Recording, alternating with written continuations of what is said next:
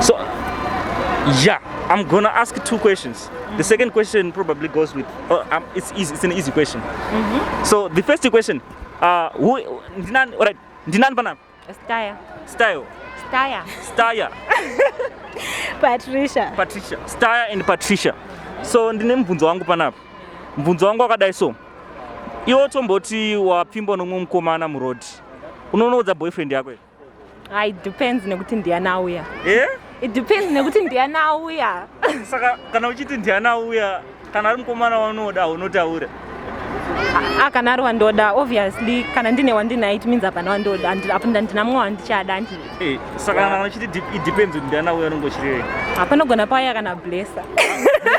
Yeah, I can't tell my boyfriend kuti ndaapproach kana blesser. Sa blesser akauya unobvuma utaure.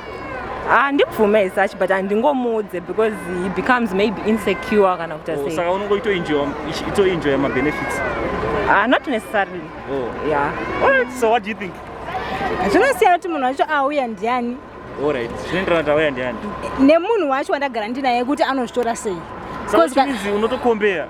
Because kune mwe mukomana kuti wakamudza kuti ndazopropose with someone pautanga ma conflicts. So pambano better tongoramba kana ndaze wakatongonyarara ndaramba munhu fine ndamudawo fine but asirutiziya because sometimes panichamudza relationship yedu yawati insecure takutobreaka. Alright, so in line with the same question ndoda kubvunza mubvunzo wekuti do you prefer sex before marriage or after marriage?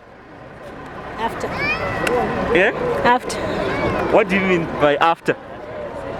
Ko munhu akarara newe wakazokuramba. Saka you prefer sex after marriage? Yes, after marriage. Abvisa mombe dziri kudiwa, abviso zviri kudiwa, at least marriage ukazorambwa hamuna loss. What do you think? Pongori comfortable.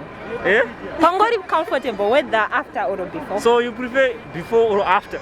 It depends. It depends with the situation, but I can't tell kuti before. But suppose anongocha before marriage. Anogona kutongocha before marriage, it depends nekuti zvakamira sei. Alright, I don't know what video.